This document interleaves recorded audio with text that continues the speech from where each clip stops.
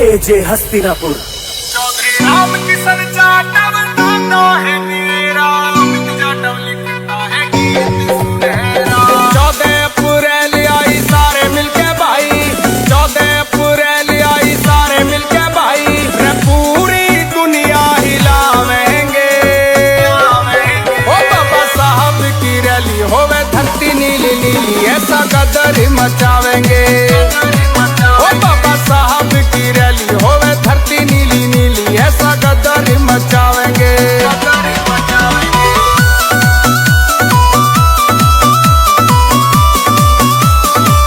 Saif music. जय भीम का जब लगेगा नारा, हिल जावेगा फिर जगियो सारा।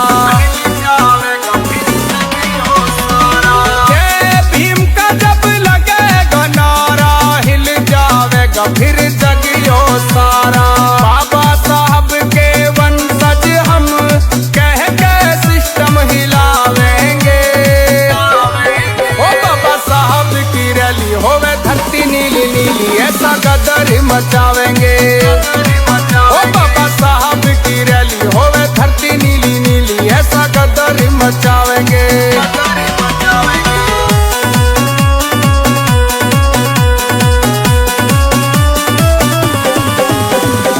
एक साल बाद फिर दिन यो आया, भीम का जन्मदिन धूमधाम से मनाया।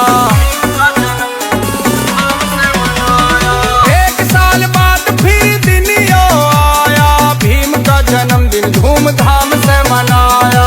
ये जाटव के छोरे रे बेटे, किसी के काबू ना आवेंगे।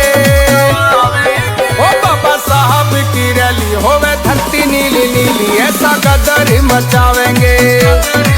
ओ बाबा साहब की रैली होवे धरती नीली नीली, ऐसा गदर मचावेंगे।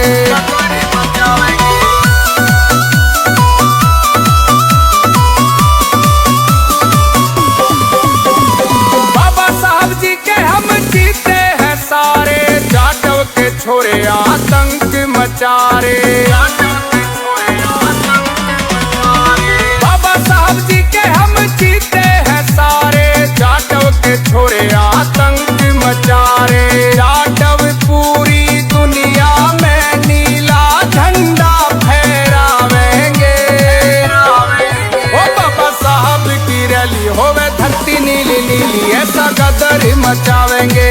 ओ बाबा साहब की रैली होवे धरती नीली नीली, ऐसा गदर मचावेंगे।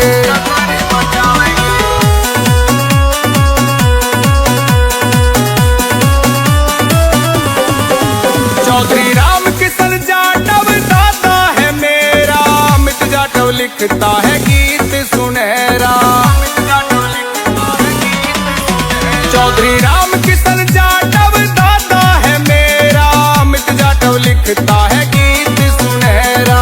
लिखवारे वाले के गाने ये, सैफ म्यूजिक के गाने ये, डीजे पे बजते पावेंगे।